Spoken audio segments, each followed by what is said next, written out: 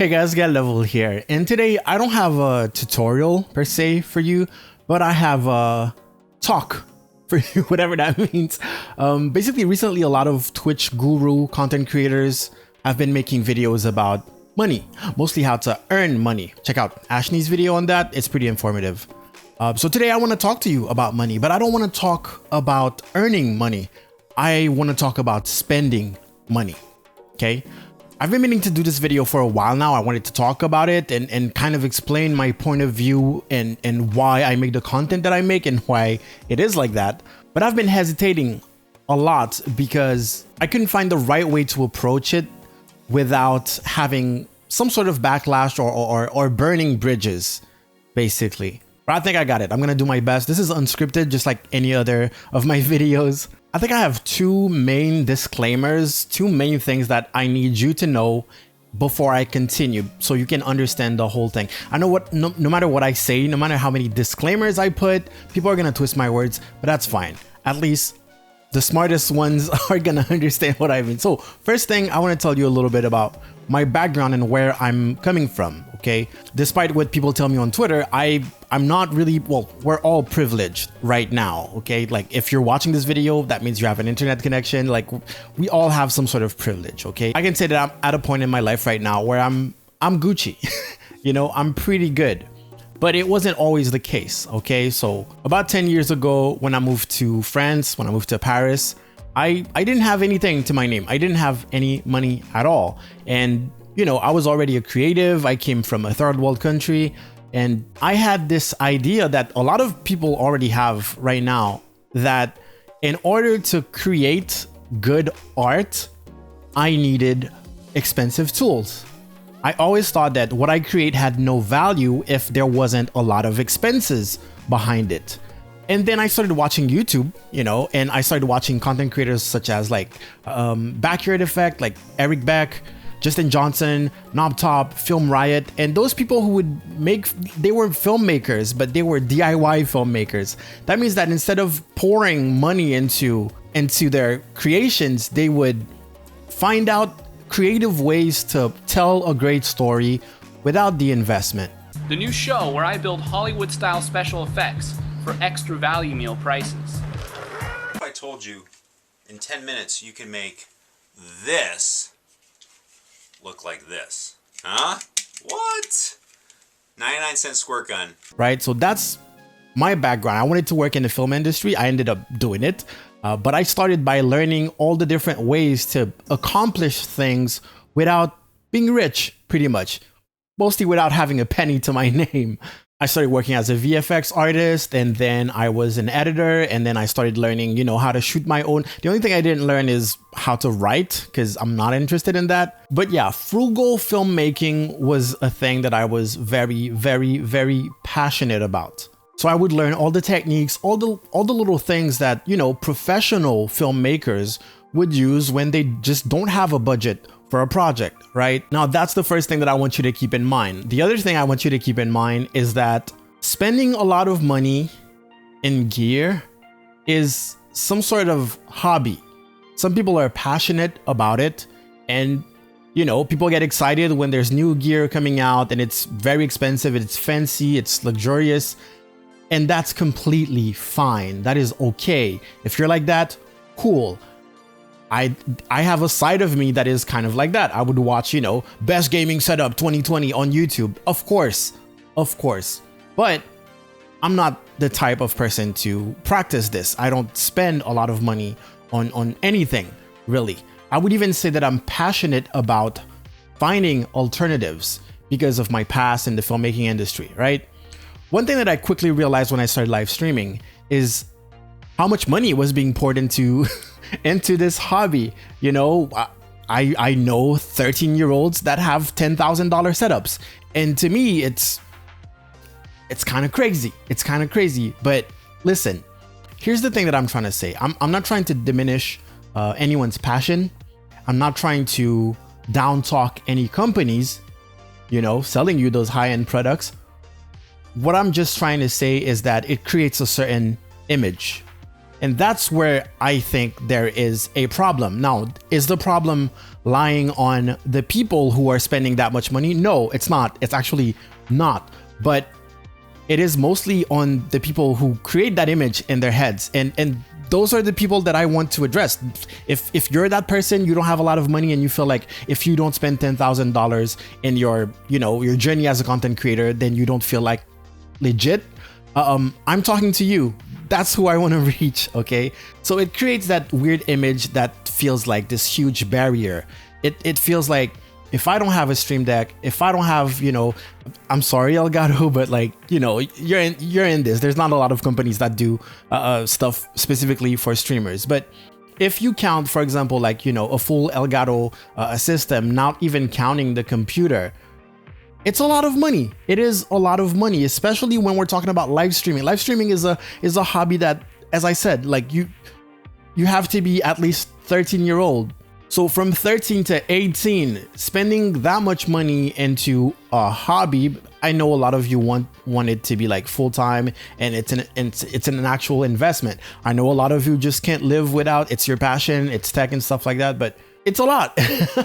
It is still a lot. And my goal with this video is basically to tell you that you really don't have to spend all that money. And if I know you're watching your favorite streamers and it feels like they have all of that, and that is part of being an entertainer, an entertaining streamer, being a good streamer, I can tell you that it's false. Especially when we're talking about the top streamers, I can guarantee you that they didn't start like that, okay? They got famous using what they had, and then since they were at a good place where they could invest, then they invested in little things left and right, and that's also what I did. If I could take into account all the tech that I have, it's not a lot, probably not, definitely not $10,000, but I assembled it in 10 years, more than 10 years actually. And this is my whole photography career.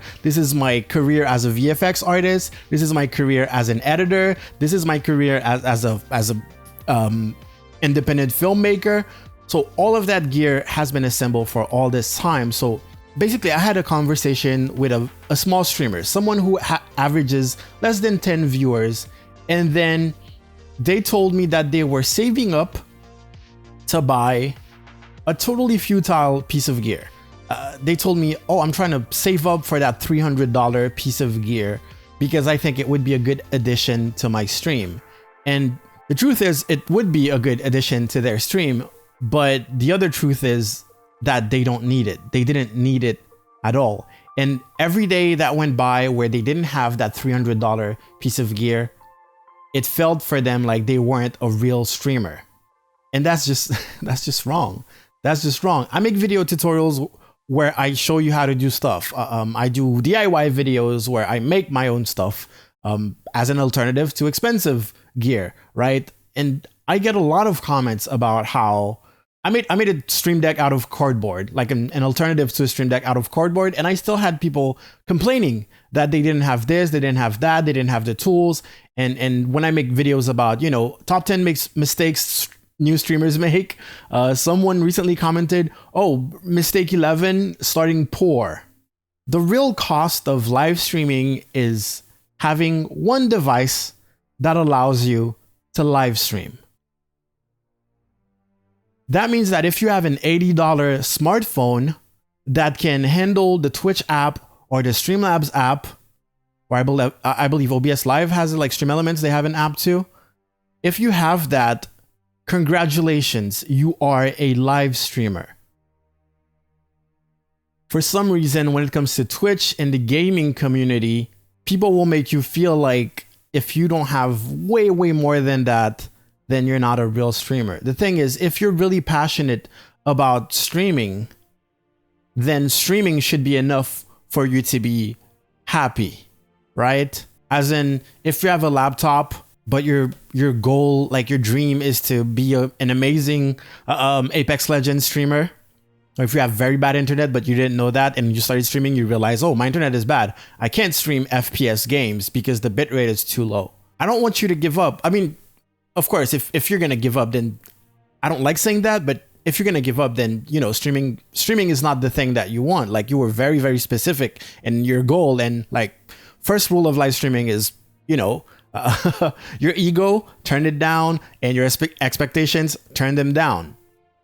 But if live streaming, the activity of broadcasting yourself and meeting new people, is what you're really passionate about, then you would have no problem downloading a small 8-bit game and streaming that, or taking your phone, put it on a selfie stick, and broadcasting yourself. I really don't know if I should post this video. It's gonna get me in trouble. Now, don't get me wrong. When it comes to luxurious products and when it comes to, you know, expensive stuff in general, I don't have a problem showing them to you, okay? Just because, as I said, some people are passionate about it, and you know, it exists. It's a cool thing. Cool text is a thing, right? I wouldn't have any issues at all showcasing it. But when I'm talking to beginners, you know, you're 14, you enjoy Fortnite, you want to give a go at live streaming, I can't justify telling you, hey, you know what? You should invest $600 in audio. It doesn't make sense. Professional filmmakers are making short films and getting into Hollywood with lower budgets than live streamers. It just doesn't make sense. When I talk to audio professionals like musicians, and I tell them what's going on when it comes to audio and the live streaming industry, they just can't believe it. When I talk to other filmmakers, they can't believe it. Like, the budget that people pour into their live stream, but no one is telling you, hey, the only thing you need to be a good live streamer is the two things you need to be a good live streamer is a device that can broadcast, that can handle live streaming, no matter what it is, an internet connection, obviously, I guess that's going to be 3. A device with internet that can handle live streaming. And then 2, be a good entertainer. That's it. Everything else is just bells and whistles. Everything else is, oh, okay, that's cool, I guess. But none of those things are keeping you from becoming an amazing live streamer, a popular live streamer, if you will. I remember watching this video about on YouTube. I can't remember who it was, but this guy was telling you that all the advice that you find on YouTube doesn't matter, because he was watching another YouTuber who was accepting his, golden play button. He recently gotten 1 million subscribers on YouTube, 1 million. And while he was showing the golden play button, you could see in the reflection 2 cardboard boxes and the GoPro. So yeah, if you have any minor inconvenience related to gear, ask yourself for real, like, is this stopping you from being a good live streamer? Is this stopping you from having people hang out with you, from meeting new people and making new friends that hang out with you in chat or in game? I feel like there isn't enough people who genuinely enjoy live streaming. I feel like so many people just enjoy video games and then make this huge parallel in their head that I love video games, therefore I'm probably a good live streamer.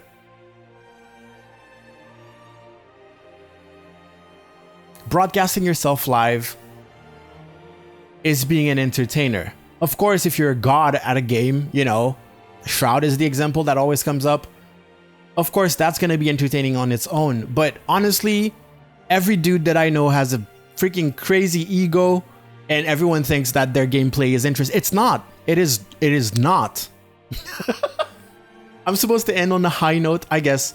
At the end of the day, do what you're passionate about, what your budget allows you to do, and don't let anyone make you feel lesser than a content creator. The only thing that you need to do in order to be a content creator, 100% valid content creator, is to create content. The tools do not matter when it comes to creativity. Do not let the tools, gear, fancy decoration keep you from creating. And in the context of live streaming, the most important part of your stream, of your channel, is you. All right, hopefully I don't get canceled after posting this video, but hopefully the message was clear. If you guys want to discuss it, of course, the comments are open. And yeah, I feel like giving more disclaimers. I don't know why I'm so scared about that, but but yeah, if you guys want to find some great overlays to make your channel look dope, go to gumroad.com/getlevel. Most of them are free and the rest is just cheap. It's a way of giving access to cool overlays for beginners or people who just don't have the budget to pay an artist. My goal in creating those overlays is to make it accessible to just anyone. If you're just starting, you still have no excuses for your channel to look like trash. All right, guys, I will see you guys next time. Stay inside, wash your hands, get level, outie.